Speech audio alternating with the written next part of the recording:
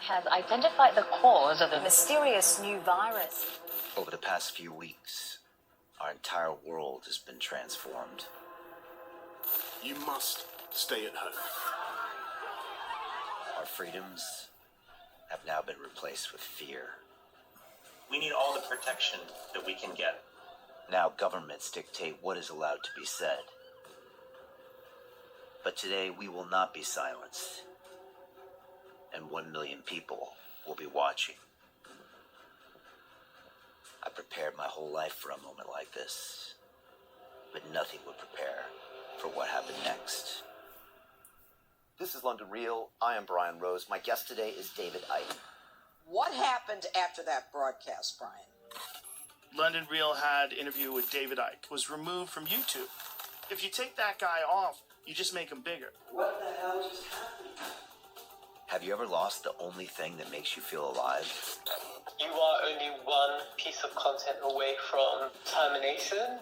This is the story about how we got censored. There is no COVID-19. How we put everything on the line for what we believed in. They picked the wrong guy to fight with. How we were betrayed. Fuck the BBC. How we fought back. We are freedom and will accept nothing less. And exposed the truth. Who benefits? He who most benefits from a crime is the one most likely to have committed it. Who is telling me what I can and can't say? So it will never happen again. I want to be with Brian Rose and David Icke. That is the future, and that will never be defeated.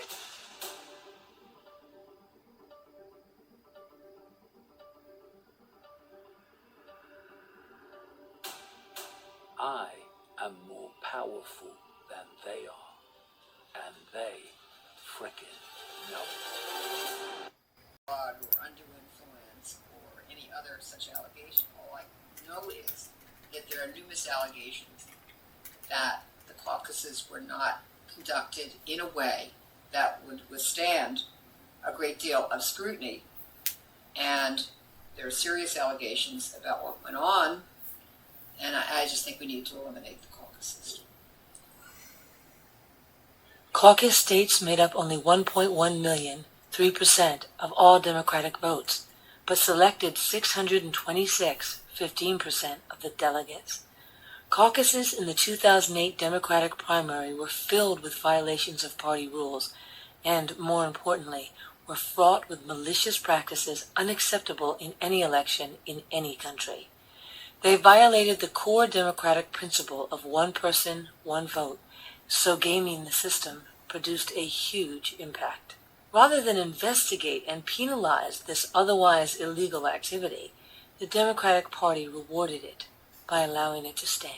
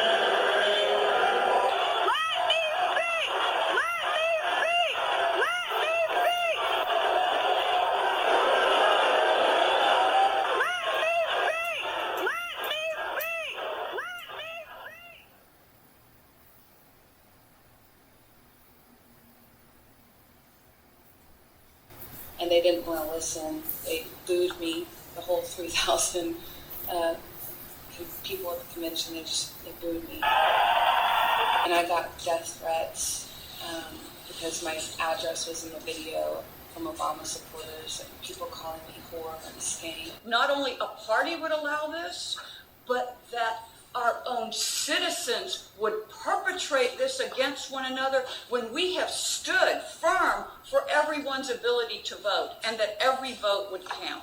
I've always been believing the system. It is the first time I feel like, I've been betrayed of that trust. It is my opinion that right now party business is trumping the freedom of the vote. I believe in democratic principles. My question is, does my party believe in democratic principles? They say they want everybody in this party to unite and get behind one person, and you're cutting up each other on the floor. Some people saw outright cheating. Other people just saw strong-arm tactics. I saw fraud.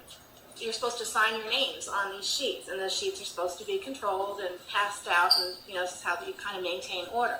None of that was done. The sheets are just flying all over the place. You could put in your own names. You can add your own sheets or anything. So it was just filled with fraud. At the time, I didn't realize people probably signed up for their friends. I would have challenged that they were physically there. They were just changing it back and forth. It's like nobody seems to complain. Obama supporters going back through the crowd telling the people that were on the other side of the table and the people outside that they could go home, that they had been counted, but that they could go home. And I turned to Mom and Alice, I said, don't they need to sign the sheet first? That's how they're counted, and that, of course that is how they're counted. But they were going back there telling them, and a lot of those people that went home, English was not their first language. They were just holding us, and they had papers in their hand. The ladies that was holding us outside, she had papers in their hand for us to sign, but they didn't let us sign.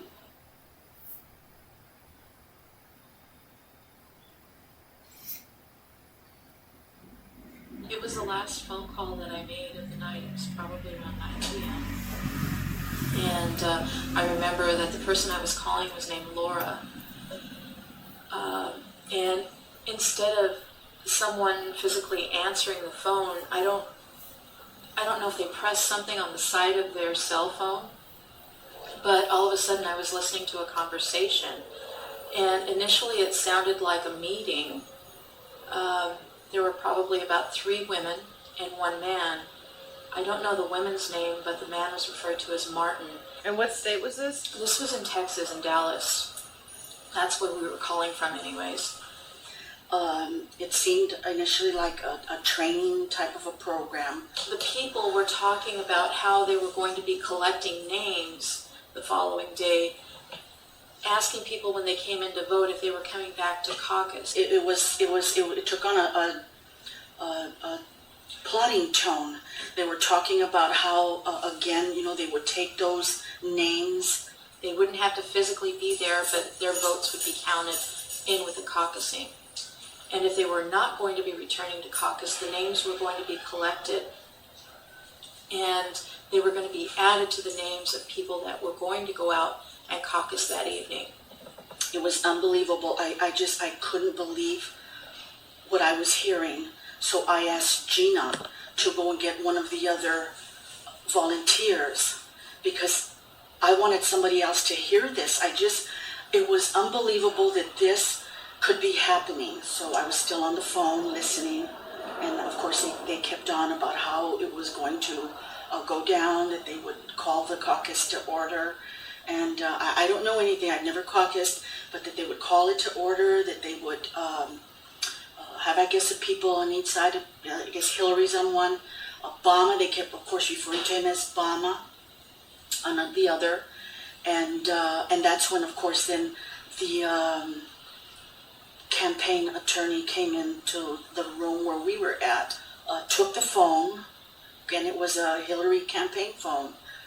And my notes that I had taken with the information that I had written, of course, it was not very legibly because I was nervous. I couldn't believe, again, I need to read that this could be happening in America. In America. You think these things happen in third world countries?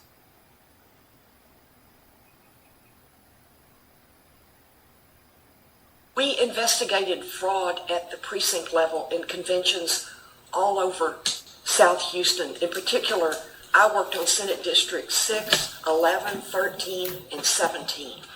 But I worked with the Hickeys on investigating fraud at the precinct levels in all of the precincts. Truthfully speaking, ours was like a bulk of evidence, and I'll go into that just real briefly, and they will provide you with evidence. But quoting from the rules of the Texas Democratic Party, in order to participate in the precinct, a person to participate in the precinct convention must reside in that precinct, and they must have voted in the Democratic primary that day in order to participate. At the precinct level, the chair calls for the qualified members to sign in on this sign-in sheet.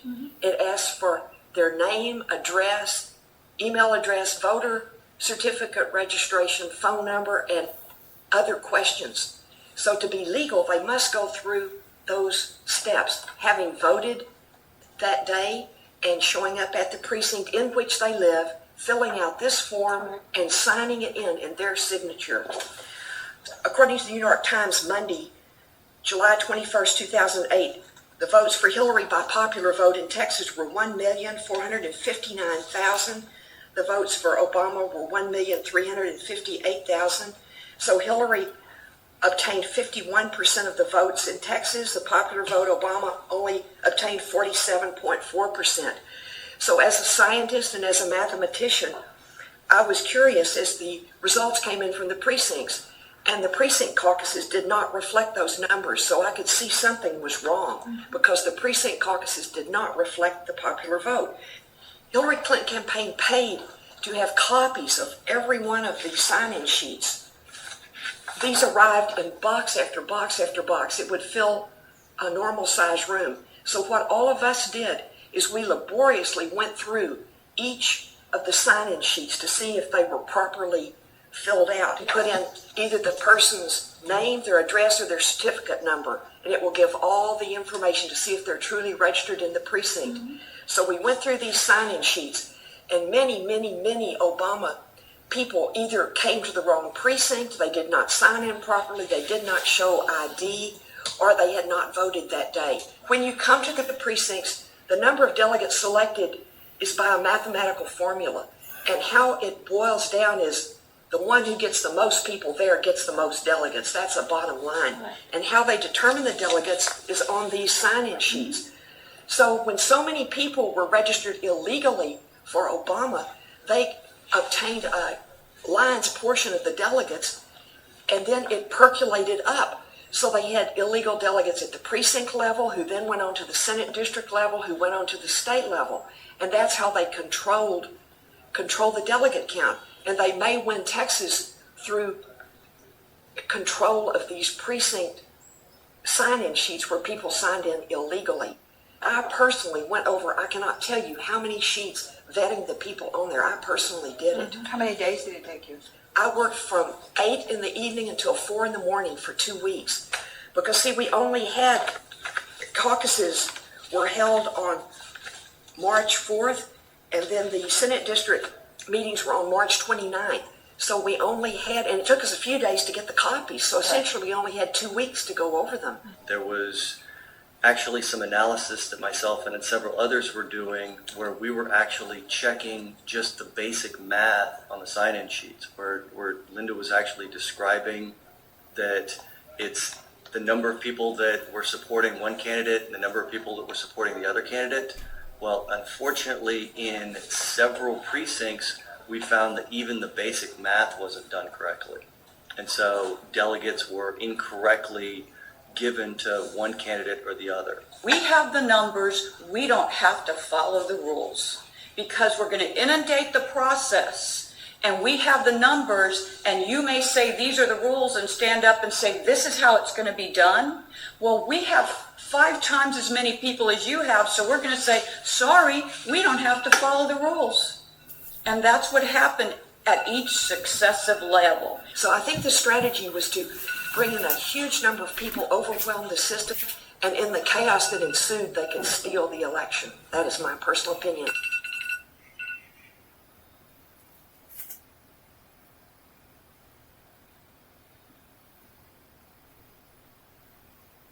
Texas tells us a lot about this election because it was by far the largest state that tried to do caucuses. And the question about caucuses has always been: are they legitimate? Do they reflect the will of the people? The way Texas awards delegates is that 2/3 of delegates come from the popular vote, and about 1/3 of the delegates are awarded at neighborhood caucuses. Hillary won the popular vote by about 4%, but ended up losing the caucuses by 10%. I haven't investigated what occurred at the caucuses, but my feeling is that we do need to eliminate caucuses from the primaries, that we should have direct election or representation based on delegates proportionate to the popular vote in each state. What that really means is that these caucuses, their voters, the small number of voters, are going to be able to literally have such a grossly disproportionate power in selecting the overall nominee. I'm entirely convinced there wasn't vote fraud in states like North Carolina. And I know people in the Clinton campaign who thought that if they had the money and the time, they could have shown North Carolina and Indiana there was fraud committed. Probably the worst thing that we saw in Indiana was parents coming into the office saying that the Gary public school system had bused their children to Crown Point, Indiana to vote in the election. And that was great. That's a great civics lesson. But if children were being told to go to the polls and vote for Obama, in which they were, then parents were livid. They were outraged and they wanted to know what could be done about this. And so they brought in an actual slate of candidates that each student had been given to take them to the polls to vote for Mr. Obama and his slate. It was atrocious because what lesson in civics were the kids learning that day? What? Win by any means necessary? Because the right to vote is a sacred vote in America, so how could we take school children, bust them on a school day, tell them who to vote for, then pay for their lunch and dismiss them from school early on taxpayer money? So yes, the voter fraud was rampant in Gary.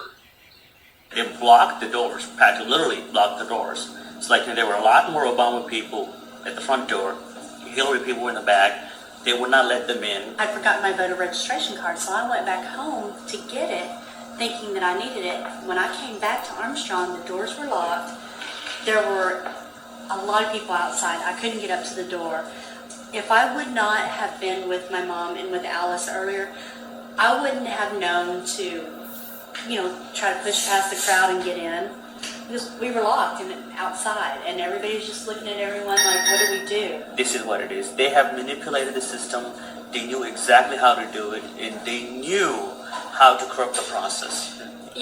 When I took a look, after being on the credentials committee and looking at all the caucuses, I thought, does this really matter? Does it even make an impact? And I looked at something on CNN and looked at the map and counted up about how many delegates were coming from the caucuses, and it's approximately 670. So it mattered. Of that 2118, 670 of those came pretty much from caucuses. So if you've cheated, that's why he had the delegate lead. Why do you think he wanted a caucus in Michigan?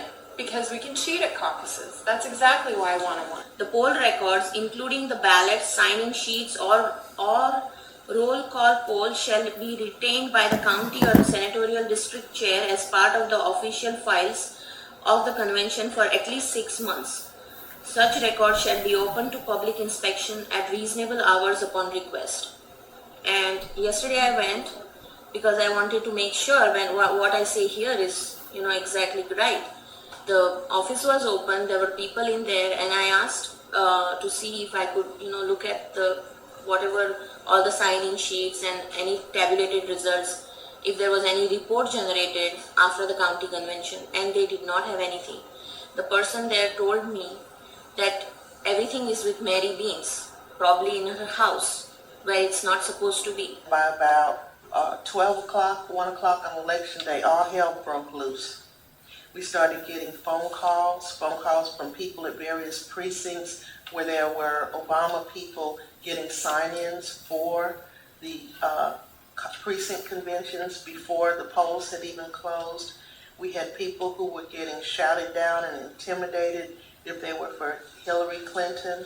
But they jumped, and then they were trying, see there, you raised your arm, and you voted, they told me. This man this man said, "You voted."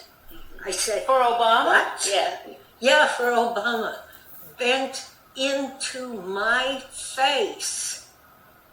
Like, what are you doing in my face? Did it Telling me scare you? that, yes. Telling me I had voted, that I had done all this and that. I said, "No, I didn't." He said, "You had your hand up," and I said, "No, I didn't, but I talk with my hands." And I wasn't talking to y'all. I had turned to her. And But when he got anyway, to- so he was right there in my face. It was really bad. when he got real challenging and got where his hand was coming up towards her, I reached up and grabbed his arm and pulled That's it down. right. I said, "She is disabled. Back off." And these sheets, the ones that I have marked out, and these are the ones that I couldn't find. And The pink? Yes, okay. And there were 14 of them. Up here, the name is Obama, so this was an Obama sheet, and all the names on this sheet were assumed to be Obama. But this was when they were being passed all over. So in the other place. words, those 14 names are people that don't exist in that county. Yes. Okay. Right. Or they did not vote.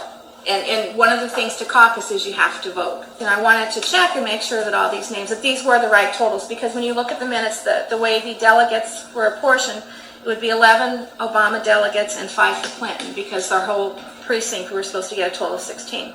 So the way the voting went, it would have been 11 to 5. If these numbers were right, I didn't necessarily feel they were right. So when I went through and found 14 names not there, when you extrapolate those numbers out, it shows that the delegate count, the 11 to 5, was wrong. And keep in mind, the sheet that my name was on was missing. So I can only give you what I have in here.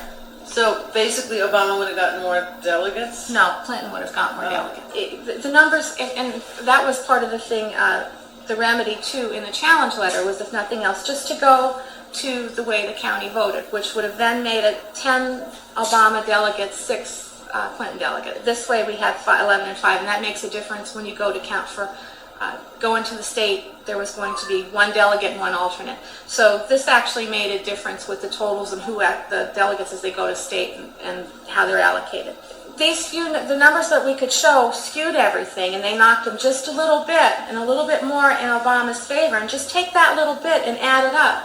And yeah, I'm sure she won the popular vote in Texas, and back in February, everything, if the delegates can't make the decision, you have to go with the popular vote. Well, now that she's got the popular vote and Obama has stolen the delegates and the super delegates, this is okay. This is cool. That's not right.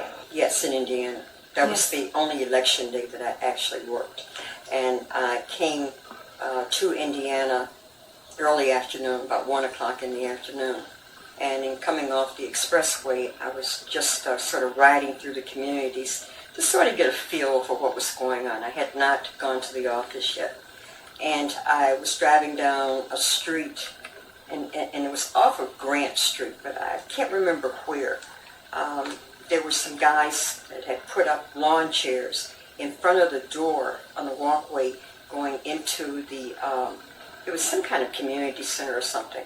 And there was, so I stopped and parked my car, got out of the car, and there was this lady, probably about 80 years old, who was sort of walking slowly up the street. And as she was approaching the entranceway to go into the building, one of the young men said to her, "If you're not voting for Obama, go home, because you're not voting here today." And she turned and walked away. The pain that I felt because of the people who have fought for African Americans to have the right to vote. And this fight has been a battle that has gone on for many, many, many years. And to see 2 African American young men denied the right under a veiled threat of violence to a woman who was the elder, a woman who looked to be around 80 years old, and not allowing her the opportunity to vote, I found appalling. Whereas while I was standing there were other people approaching, maybe 4 or 5 people approaching. And when they heard that, they all turned and walked away, or continued to walk in the direction that they were going in. And for two young men to just feel that the end justified the means for reaching that end caused me great grief. Well, it was interesting. At the caucus itself, I noticed a lot of things that should not have been taking place at a caucus.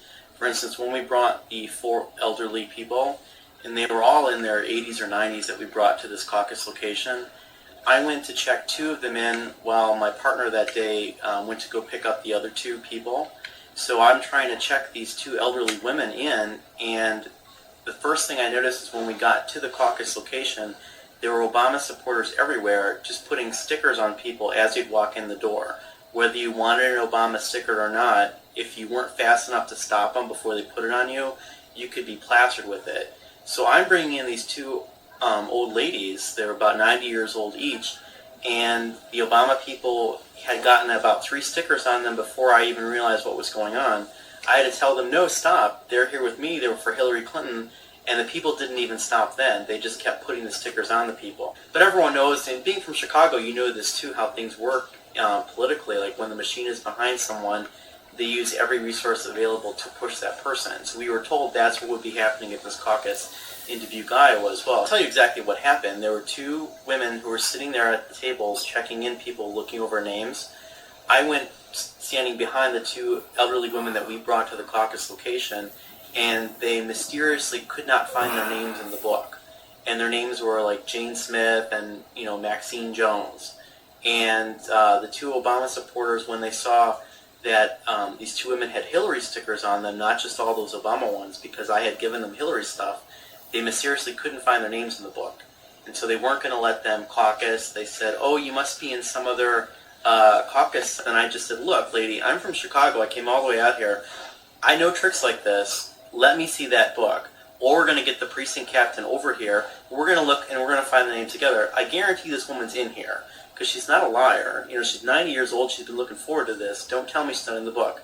Well, then wouldn't you know it, miraculously and mysteriously, once I made that big of a push, she magically found her name in the book and then let her go, to be part of the caucus. We had 2 other elderly people that were coming as well that my friend had gone to get while I was checking in these 2. Well, when they came to check in, the exact same thing happened with them. And once again, they were wearing Hillary Clinton stickers that we had given them. And when they went to go and look in the registration books for their names, couldn't find their names either. So we had to go through that whole process again. I noticed that was not happening for any of the Obama people or people that just had those Obama stickers. They were just getting waved right through. They made a huge distinction between not allowing someone to vote and allowing people who shouldn't be allowed to vote to counteract that. And you saw that? Oh, absolutely. Absolutely. Watching CNN or Fox News at night, the returns come in, and the mayor of Gary was on saying that they were going to count the absentee ballots by hand. When in fact, we had precinct inspectors on the phone at 11 o'clock at night saying that's a lie. We had to have those numbers, absentee ballots, turned into City Hall. They were picked up by Corey at 10:30 this morning. All of the numbers had to be at City Hall. So the voter fraud was amazing, and that's why I could never vote for Barack Obama.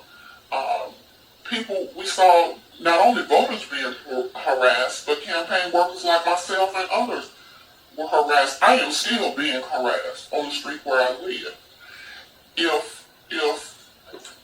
If this is acceptable in American politics, then our country is in trouble.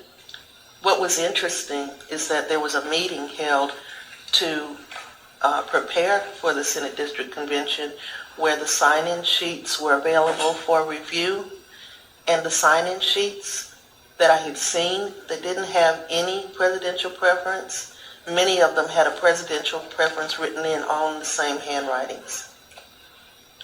One of the people that was written in for Obama was a senior citizen who is a diehard Hillary Clinton supporter. And she And you signed know it. this for a fact? I know this for a fact, and she signed a complaint to that effect. But what was even more concerning to me was that in the packet from my precinct, the delegate list, they submitted a different list of the however many were allotted. They were different people. They picked different people after they had the precinct convention. And what called attention to it is that in their haste to put in different people, they forgot to put in a list of alternates. So at 10:30, 11, he comes and says, so where are we now? And we said, well, now we are verifying. This has been tabulated. It shows 65% Obama, 35% Clinton. And now we are verifying these individual signing sheets. And he's saying, we don't have, delegates are leaving. We won't have anyone on the convention floor. Do you think you can just say, we stand by this result, whatever is on the board? Now, we had verified like 10 or 15, and none of them matched with what was on the board. There were 2 off, 3 off, 1 off in each and every precinct. So, you count 1 and 2, and how many precincts we have? 150 precincts? That's like how many delegates off? How can you declare a result with so much margin of error? It's like what, 70% margin of error? I want to talk about a phone call that I received from one of the senators' camps as it relates to my race as the chair of the Texas Democratic Party. One late afternoon, and I guess I had received perhaps 2 or 3 calls from him, and I had more or less put them off because that day had been a kind of bad day for me because in my everyday life, I serve as a hospice chaplain. So in my everyday life, I perhaps probably, when he called, I told him I would talk to him later, but he pursued me and he continued to call. When he called, he asked me 2 major questions. He said, Roy, I want you to know if you run, we are not going to be there for you.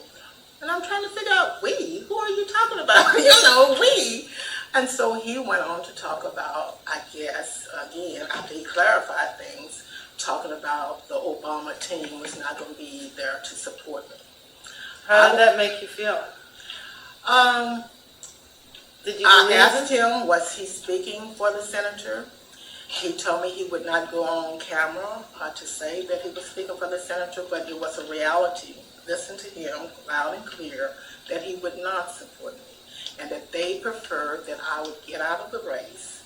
If I did not get out of the race, that the present superdelegate title and vote that I held, that they would make sure that if I lost, because I didn't get out of the race, that they would take it. And they have definitely tried, they have taken it. It's one thing to lose, but it's another thing when you don't play the cards fair and that the rules that are in place, you've been them all out of place for you to win and become victorious. And this is America. I didn't think we would do that here. The party's gone.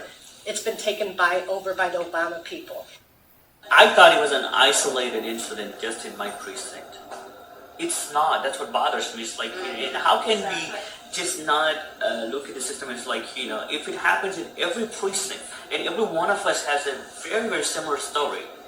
It's like, I cannot just believe that, we don't see it as like, a manipulated situation where I feel like, and people told me from Obama supporters who went to the trainings have told me that they have been trained to be aggressive. They knew from the beginning, caucus, all the problems with the security holes in the caucus. They knew they filtered out people. They knew about the low turnout rates.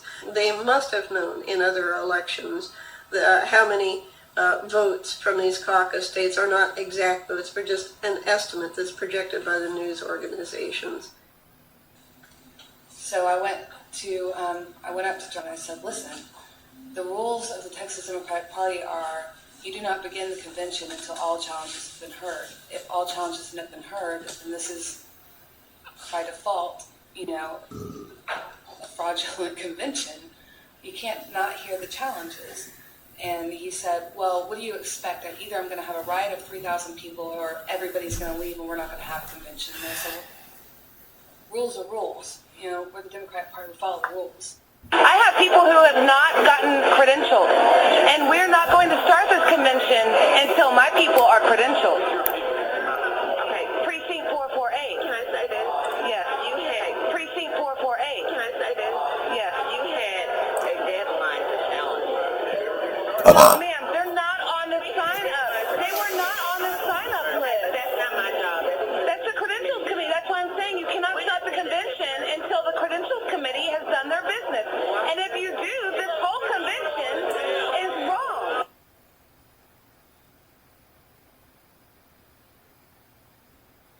They're supposed to carry the voters' vote forward to the convention and vote for that candidate that the people voted for. And that's how our system works, is delegates carry the votes forward and they go to the convention and they vote for them. And the Democratic Party was strong-arming delegates. These are people that ran to be a delegate, spent money campaigning to be a delegate. So, John Doe, you're a delegate. Yes, ma'am. And what happened yesterday? We're here at the convention. During the roll call vote in the morning, our state, it was 44-44 for on the roll call. 44 delegates for Obama, 44 for Senator Clinton. We were pressured to switch. People that held state offices were threatened with their jobs. At the end, only 4 stuck with Senator Clinton. We were hearing the same thing from California, but the reason that they were going to pass, that every single California Clinton delegate refused to switch, and that said it would have been an embarrassment to Senator Obama when he becomes the president, that California, all of their new delegates did not switch. Arkansas, the same thing happened. Kentucky, we're hearing it was around 41, 44 delegates for Senator Clinton, 16 for Barack Obama.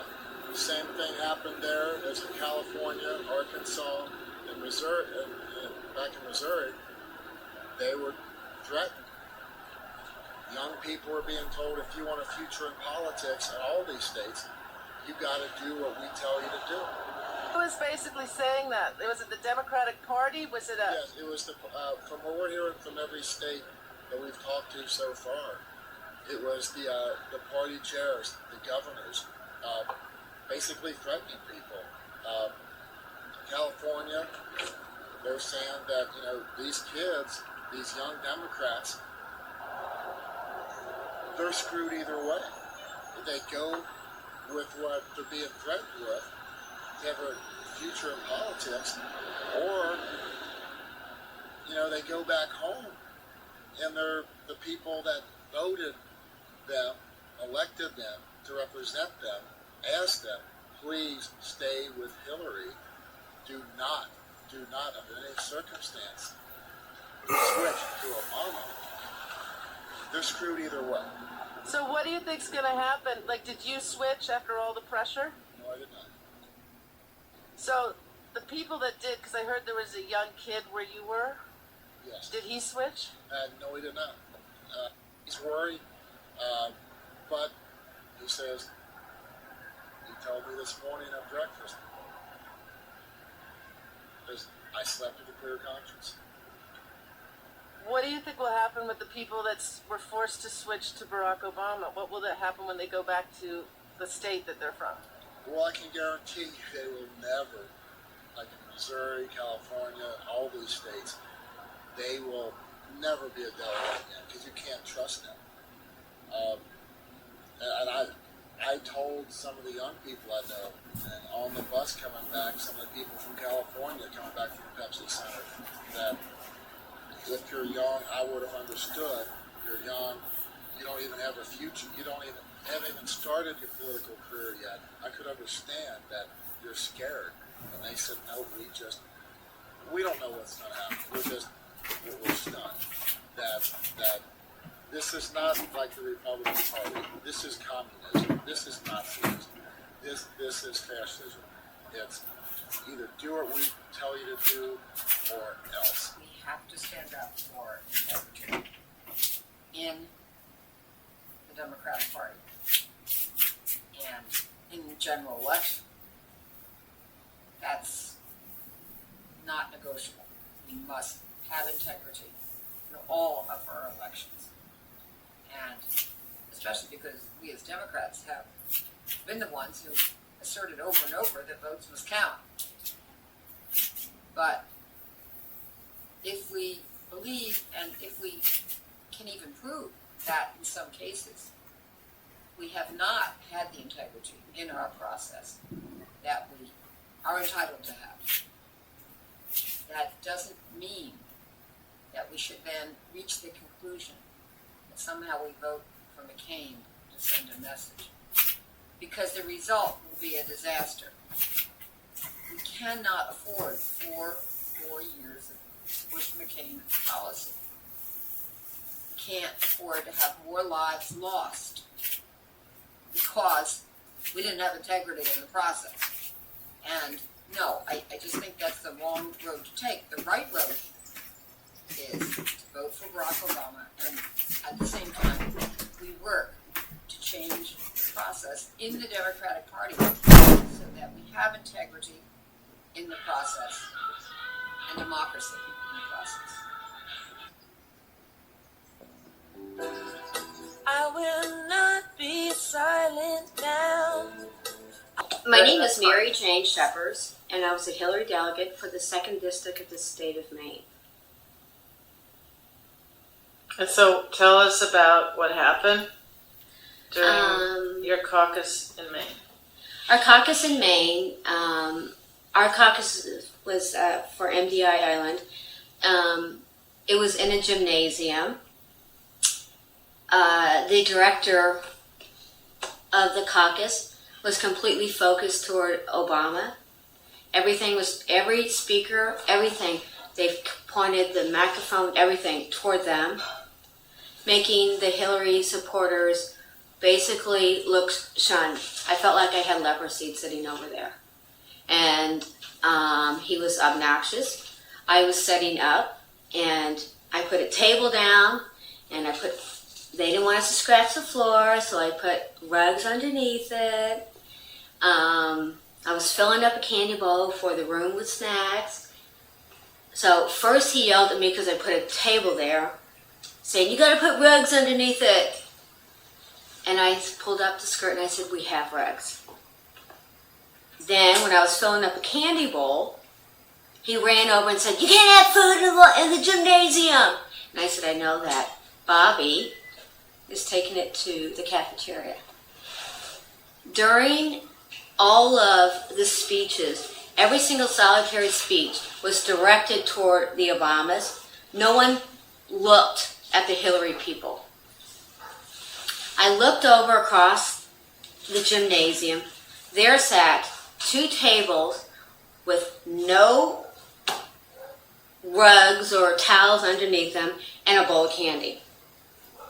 After the caucus, I went up to him and I yelled at him and I suggested that he resign from his position because it was very clear that the only person that was important was the Obama and the Obama supporters, and that I was insulted how he treated the Hillary supporters. Were you the only one who felt this way? Everyone there felt that way. Did anyone file a complaint? No, I should have, but no one did. It was horrible. Was there any fraud and things going on at ours? I don't think so. And if there was, it was all back that there's no way I could prove it.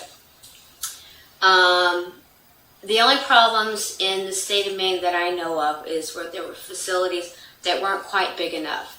In Camden, they had it at the Opera House, and half the voters could not go in to vote because the fire chief stood there and said, "No more people." I think that Maine was pretty good. And they're actually working on it to make it the election go better, and contemplating changing the caucus primaries to encourage more people to vote. Because our caucus is all day long on Sunday, and most people can't go to that. What's sticker on it with my name on it? I'm going to sign it. And the entire process is a lie. I campaign hard. I sign petitions. I've done marches. It's a waste of time because I don't care. Who doesn't care? The Washington, D.C., the White House, the Pentagon, everything. When people march for a war and they don't care and they go, to avoid it, they go on vacation. It's pathetic. It's horrible. It's not the Democratic that I was a member of when I was young. So what has the Democratic Party turned into?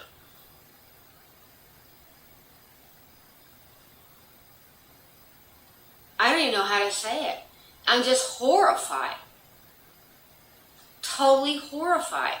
You can't trust them. You can't trust any of them. They've got their own agenda. They don't care what the public's doing. It scares me.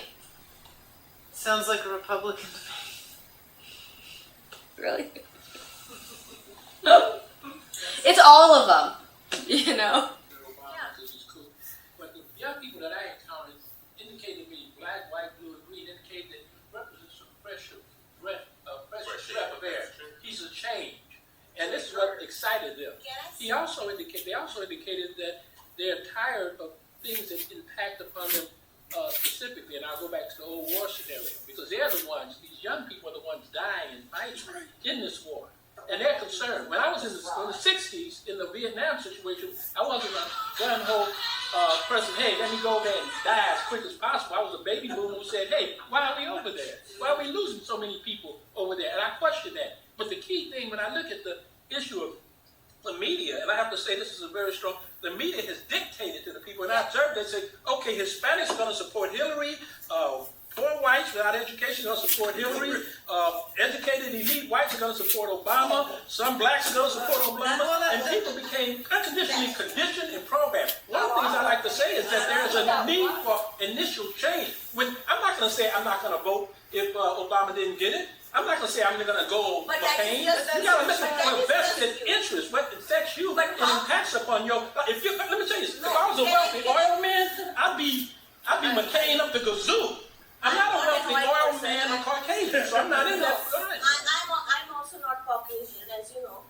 The thing is, Obama talks about change, but you see this party politics. There is no change. It is worse. It is worse. It is worse this year. So just talking about change, maybe some young people, they think, he's talking about it, he can give a really good speech. Actually, even I can give a really good speech. Somebody writes for me because I talk well. But if that does not mean the change is really happening. In fact, when I look at the corruption and the party politics, I think we are going backwards. I did not expect there would be so much corruption. I'm originally from India. I came here in 91. And I have seen corruption there. And I thought US would be different. But it is getting worse and worse. You got to in both parties, though. What choice do you have? Universal corruption. It isn't just Obama. And then the bottom line is, I think it's unfair to typecast one candidate, say Senator Obama, and then say, okay, you are to blame for corruption in Tarrant County, Collin County. She's not saying that. I'm not saying that. I'm saying that we're saying that the way the campaign has been run, the way the campaign has been run, and the way the party has run the system. We have flaws in the party. We have flaws in what they've done. But then there was also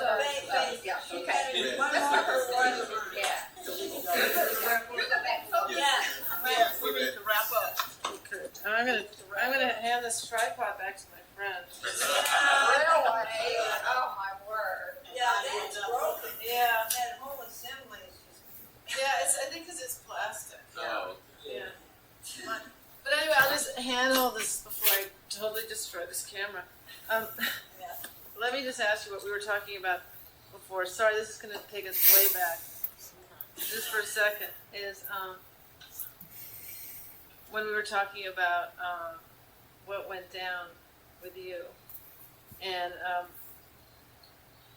how it felt about the Obama campaign getting involved with unseating you. I think it was very disappointing, first of all, and then it, in other words, in my mind, I kind of drew a line like a double standard. You know, it also brought me back to the days of when I was small. You know, segregation, you know, was a reality for me. But then, you know, to a certain point, they say you can go to any school, but then they don't really want you at the school. So in other words, he wants change for him, but then he don't want change for everybody. So again, it was a double standard. It was very disappointing. I wish if I could have talked to him personally, I could have told him to just keep his people out of it. If he would have just stayed neutral or just stayed out of it. Chicago politics had no role to play in Texas. And I think that's the error that was made. And I think Texas, in the long run, will show him in their own way, not because of anything I'm saying at this point, but just living here, knowing Texas, the 254 counties, I think in the reality he may have hurt himself.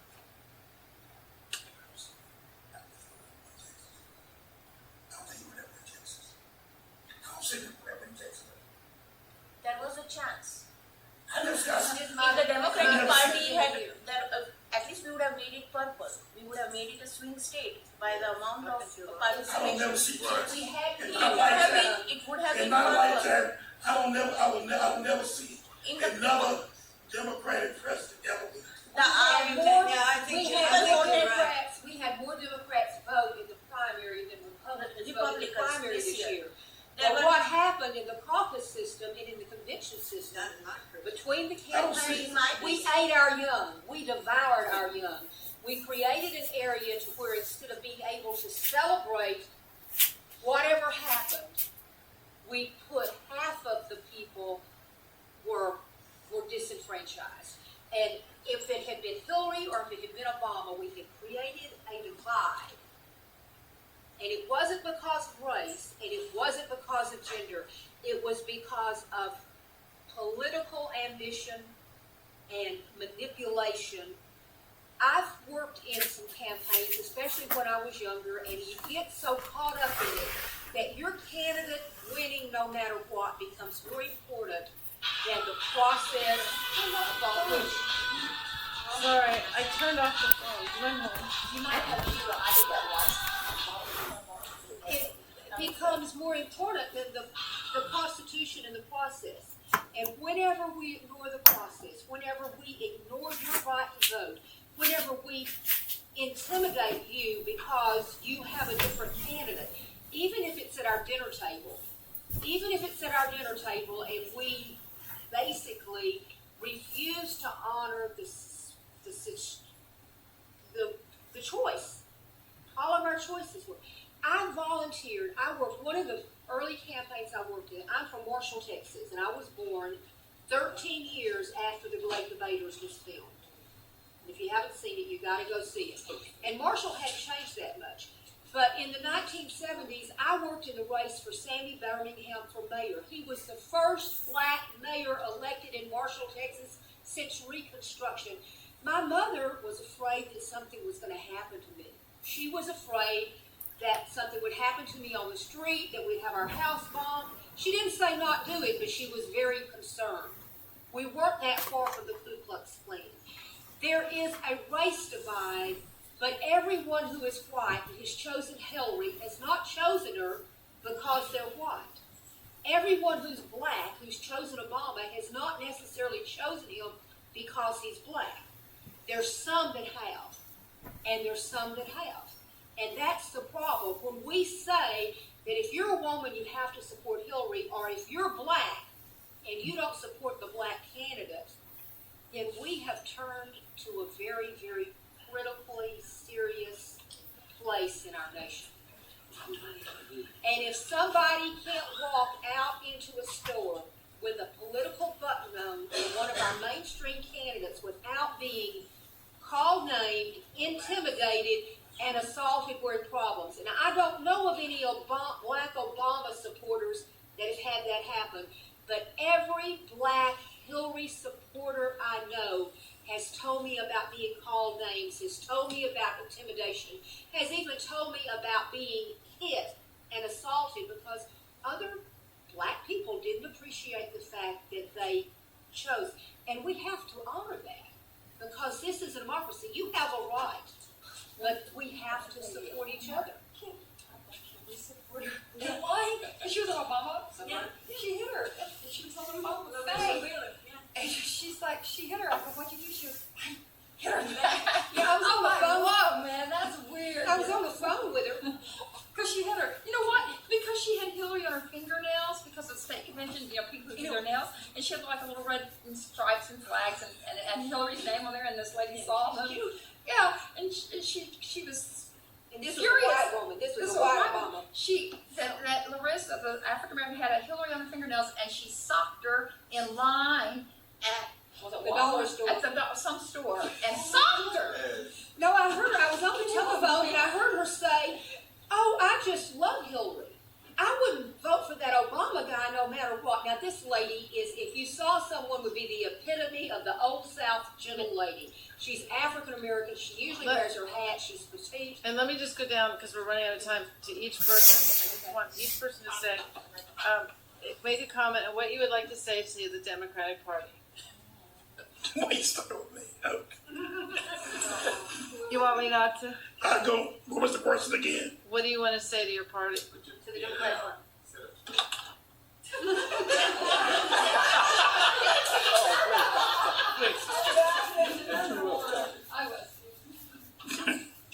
Let me get mad off the call right now. I like to say to the Democrats, some things I'm sure this, what I've heard has been really sad, and I hate those things happen to those who support Hillary. For example, me and Carl, I'm usually Vice Trump, Carl Davis, we've had some strong heated debates. He was a strong Hillary supporter, and I'm an Obama supporter. But we have, mutual respect. Our friendship that never, he tried to sway me to go his way. Bottom line, you ever said, I have to believe you do accept each person's right. I'm not just. Tell me what you want changed. What I want is that, I do believe that the senator, if he get to see this documentary, he has an Obama support here. There's some concerns he probably need to look at it. Hopefully I don't know if he can resolve them, but he needs to take into consideration that if you're going to have a united party, he might need to look at some of these things. No, not might, but he probably do need to look at it. He probably could win without the people. But think about it, do you want to win with a united party, or do you want to win just to be winning? Because with a united party, you win. You have everybody on board trying to work together. I just want to say that it's been an education experience. Like I said, I'm not on the other side. I was not, on the side that pretty much everybody opened the door and let the man in. It's been, I'm surprised my candidate even got to be the presumptive nominee. Because I've been with him since day one when he announced. I was a strong Bill Clinton supporter, but like most African Americans. But as I said, Obama came, I got excited with him ever since he gave his speech, he said, at the convention. Not only because he's black, but he said he's a fresh face from Dr. Shutdown. And we said, we're looking for in the black community. And that is in particular, we have some of the things we see negative about African American males. Most of 85% of the black African American males are in prison. And so even those who are in prison are very impressed with this young man.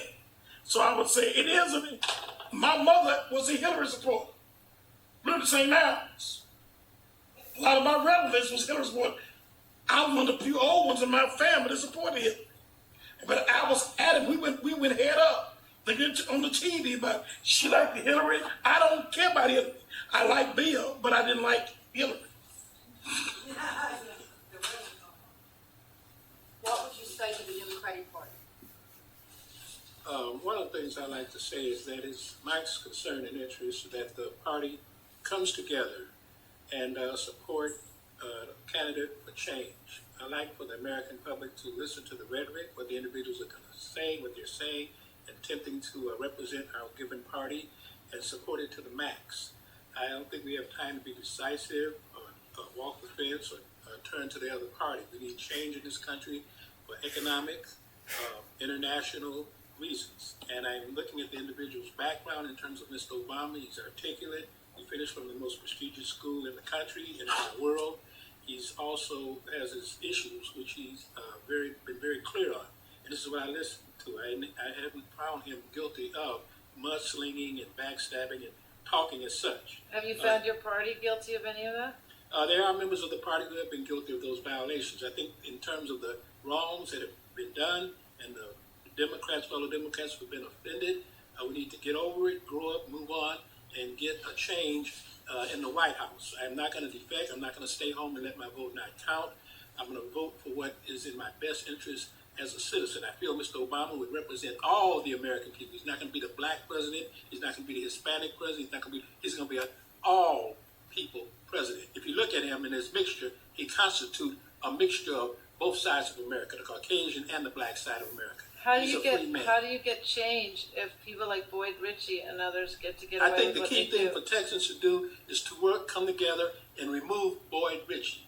I think the Good Old Boys Network can be, with consolidated unity and effort of young people and older people such as myself and a few others, can bring about change. And I'm not giving up the ship. I'm not abandoning the ship. I'm not saying the Good Old Boys can have it. I think there can and there will be positive change. You have to keep in mind there's been a groundswell of support in the past several months. And this was unexpected and new to me. Like one person indicated already, our older generation needs to sometimes step aside. And my generation has had its day. You have young people who are articulate. You have young people who are highly educated. Give them the baton. Let them run that last leg. Yeah, this one right here goes out to all the babies, mamas.